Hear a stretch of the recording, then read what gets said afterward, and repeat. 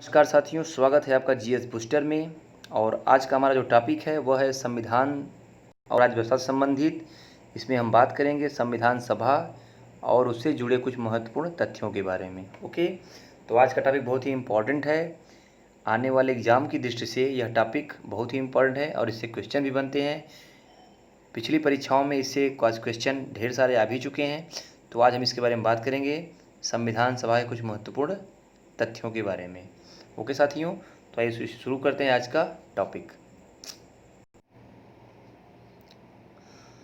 तो आइए शुरू करते हैं आज का टॉपिक। पिछले वीडियो में हमने कैबिनेट मिशन, संविधान सभा और उससे जो चुनाव हुआ था उसमें और कहाँ से कितने सदस्यों को लिया गया था, ये सब चीज़ें हमने डिस्कस कर ली थी और आज हम उसके आगे बढ़ेंगे। देखिए, मुस्लिम लीग के सदस्यों के जो कि पाकिस्तान में शामिल हो चुके क्षेत्रों से संबंधित थे, उनके भारतीय संविधान सभा से अलग हो जाने से संविधान सभा में सदस्यों की जो संख्या थी वह 389 से 299 हो गई। अब इसमें ब्रिटिश प्रांतों से जो सदस्य थे उनकी संख्या 296 से 229 और देसी रियासतों के जो सदस्य थे उनकी 93 से उनकी संख्या 70 हो गई। ठीक है, तो भारतीय संविधान के निर्माण में आइए देखते हैं।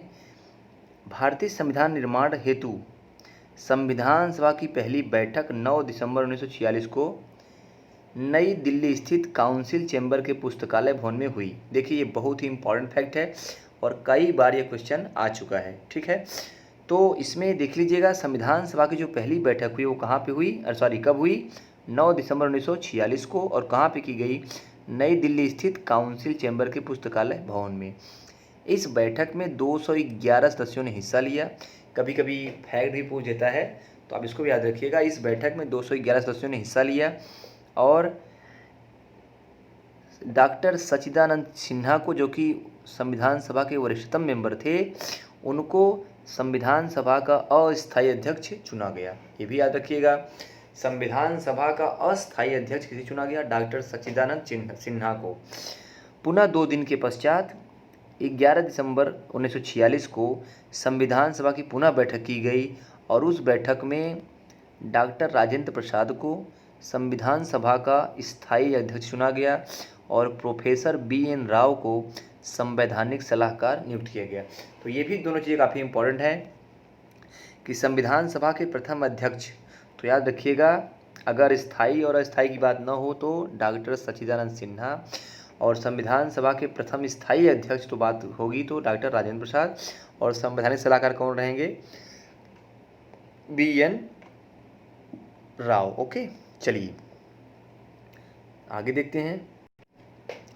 अब आगे देखते हैं, जब भी संविधान सभा की बैठक संविधान सभा के रूप में होती तो इसकी अध्यक्षता डॉक्टर राजेंद्र प्रसाद करते, लेकिन जब संविधान सभा की बैठक बतौर विधायिका होती, आपको याद होगा कि संविधान सभा के 2 कार्य थे। पहला, संविधान का निर्माण करना, और दूसरा, जब तक संसद न कार्य करे तब तक एज ए पार्लियामेंट यानी संसद के रूप में कार्य करना। ओके, तो जब भी संविधान सभा की बैठक संविधान सभा के रूप में होती तो उसकी अध्यक्षता डॉक्टर राजेंद्र प्रसाद करते, और जब संविधान सभा की बैठक बतौर विधायिका होती तो उसकी अध्यक्षता GB मावलंकर यानी गणेश वासुदेव मावलंकर, आपको याद होगा, प्रथम लोकसभा के अध्यक्ष ये थे, जो पहली लोकसभा निर्वाचित हुई थी उसके ये अध्यक्ष थे। ठीक है, चलिए, संविधान सभा की कार्यवाही 13 दिसंबर 1946 को पंडित जवाहरलाल नेहरू द्वारा प्रस्तुत उद्देश्य प्रस्ताव के साथ प्रारंभ हुई। ये भी याद रखना है आपको, ये भी क्वेश्चन कई बार पूछ चुका है कि उद्देश्य प्रस्ताव किसने प्रस्तुत किया, तो आपको याद होगा पंडित जवाहरलाल नेहरू। ठीक है, और ये कब प्रस्तुत किया गया? 13 दिसंबर को। 2 दिन का डिफरेंस है, याद रख लीजिएगा। 9 दिसंबर को संविधान सभा की पहली बैठक, 11 दिसंबर को दूसरी बैठक, और 13 दिसंबर को नेहरू जी द्वारा उद्देश्य प्रस्ताव का प्रस्तुत होना, और 22 जनवरी 1947 को इस प्रस्ताव को स्वीकृति मिली थी। ओके, देखिए यहाँ पे एक नोट है कि उद्देश्य प्रस्ताव में जो आदर्श और मूल्य थे वही भारतीय संविधान की उद्देशिका में उल्लिखित है। ठीक है, चलिए अब आइए बात करते हैं संविधान सभा की समितियों के बारे में, जो कि काफ़ी महत्वपूर्ण है। संविधान के निर्माण से संबंधित विभिन्न कार्य को करने के लिए कई समितियों का गठन किया गया, जिसमें से कुछ प्रमुख समितियां निम्न हैं। आइए देखते हैं कौन कौन समिति, देखते हैं इन समितियों को।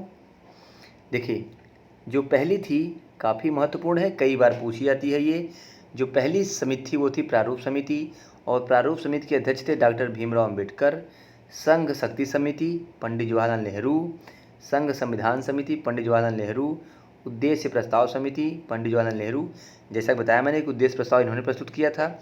नियम समिति डॉक्टर राजेंद्र प्रसाद, संचालन समिति डॉक्टर राजेंद्र प्रसाद, झंडा समिति डॉक्टर राजेंद्र प्रसाद।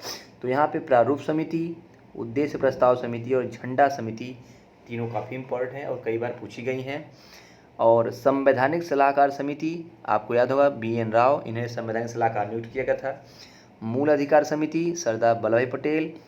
अल्पसंख्यक समिति, ये भी इम्पोर्टेंट है, इसके भी अध्यक्ष थे वल्लभ भाई पटेल। नीति निर्देशक तत्व समिति, इसके अध्यक्ष थे तेज बहादुर सप्रू यानी TB सप्रू। ठीक है, तो ये समितियां हैं, इसको आप एक दो बार अगर रिवाइज कर लेंगे तो आपको ये याद हो जाएंगी। अब बात कर लेते हैं प्रारूप समिति की। प्रारूप समिति काफ़ी महत्वपूर्ण है।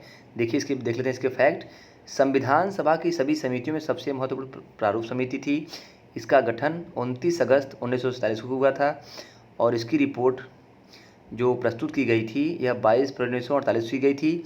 इसमें सदस्यों की संख्या थी 7, जिसमें डॉक्टर भीमराव अम्बेडकर अध्यक्ष थे, N गोपाला स्वामी, अल्लादी कृष्ण स्वामी अय्यर, कन्हैया लाल मणिकलाल मुंशी, सैयद मोहम्मद सादुल्ला, N माधव राव, यह BL मित्र के स्थान पर आए थे। ठीक है, और TT कृष्णाचारी, यह 1948 में DP खेतान की मृत्यु के बाद इनकी जगह मिली थी। तो इन दोनों को याद रखिएगा, कभी कभी आयोग ऐसे क्वेश्चन को पूछ लेता है कि N माधव राव ये BL मित्र के स्थान पर चुने गए थे और TT कृष्णाचारी DP खेतान की मृत्यु के बाद उनकी जगह पे लिए गए थे। ओके, तो प्रारूप समिति के सबसे पहले जो जनरल क्वेश्चन होता है, प्रारूप समिति के अध्यक्ष कौन थे, तो डॉक्टर भीमराव अंबेडकर। ओके, इनके अलावा 6 मेंबर और थे। अब देखिए आगे जो फैक्ट देख लेते हैं कि प्रारूप समिति को तैयार करने में 6 माह से भी कम समय लगा और इस दौरान कुल 141 बैठकें हुई। माने प्रारूप समिति का प्रारूप तैयार करने में ये जो ड्राफ्टिंग कमेटी थी, इसका ड्राफ्ट बनाने में 6 माह से भी कम समय लगा और इस दौरान कुल 141 बैठकें हुई।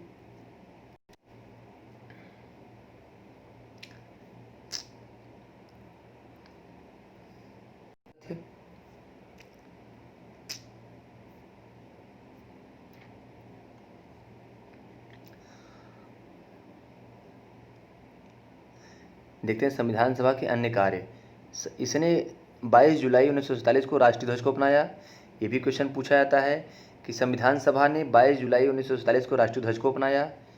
24 जनवरी 1950 को राष्ट्रीय गान को अपनाया गया। 24 जनवरी 1950 को डॉक्टर राजेंद्र प्रसाद को भारत का राष्ट्रपति चुना गया। 24 जनवरी 1950 को राष्ट्रीय गीत को अपनाया गया। ठीक है, और मई 1949 में राष्ट्रमंडल में भारत की सदस्यता का सत्यापन हुआ। ठीक है, अन्य तथ्यों में देख लेते हैं। संविधान सभा की कुल 11 बैठकें हुई। संविधान सभा द्वारा हाथी को प्रतीक माने मुहर के रूप में अपनाया गया, ये भी आपको याद रखना है। प्रेम बिहारी नारायण रायजादा भारतीय संविधान के प्रमुख सुलेखक थे। ठीक है, प्रेम बिहारी नारायण रायजादा भारतीय संविधान के प्रमुख सुलेखक थे और जो मूल संविधान था उसका हिंदी संस्करण जो था उसका सुलेखन बसंत कृष्णा बैद द्वारा किया गया। मूल संविधान के हिंदी संस्करण का सुलेखन बसंत कृष्णा बैद द्वारा किया गया। ओके, तो साथियों ये था हमारा संविधान से संबंधित कुछ महत्वपूर्ण तथ्य। और अब हम आगे जो बात करेंगे वो करेंगे संविधान के भाग के बारे में कि संविधान में कुल कितने भाग हैं, तो एक उसके लिए भी एक समराइज करेंगे हम अगले वीडियो में। और जो संविधान की प्रस्तावना थी, तो प्रस्तावना से कुछ 2-3 फैक्ट आते हैं क्वेश्चन, उनकी बात हम यहीं कर लेते हैं कि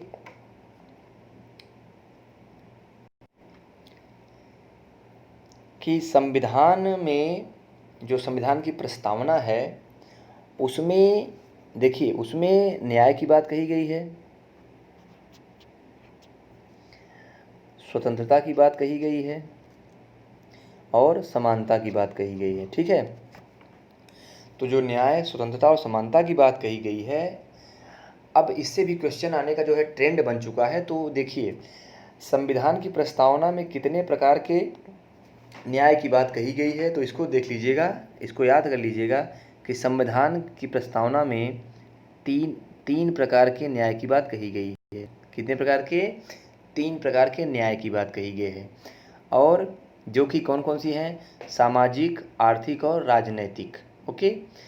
तथा 5 प्रकार की स्वतंत्रता, 5 प्रकार की स्वतंत्रता के बारे में बात कही गई है। कौन कौन से हैं ये? विचार, अभिव्यक्ति, धर्म, विश्वास और उपासना। याद रखिएगा इसको। विचार, अभिव्यक्ति, धर्म, विश्वास और उपासना की स्वतंत्रता। और 2 प्रकार की समानता की बात कही गई है। कौन कौन सी? प्रतिष्ठा और अवसर की समानता। ओके। तो ध्यान दीजिएगा, संविधान की प्रस्तावना में 3 प्रकार के न्याय, 5 प्रकार की स्वतंत्रता और 2 प्रकार के समानता की बात कही गई है। ओके साथियों, तो ये रहा हमारा आज का टॉपिक। और वीडियो कैसा लगा? अगर अच्छा लगे साथियों तो लाइक और शेयर जरूर कीजिएगा, और चैनल को ऐसे ही अपना प्यार बनाए रखिए साथियों।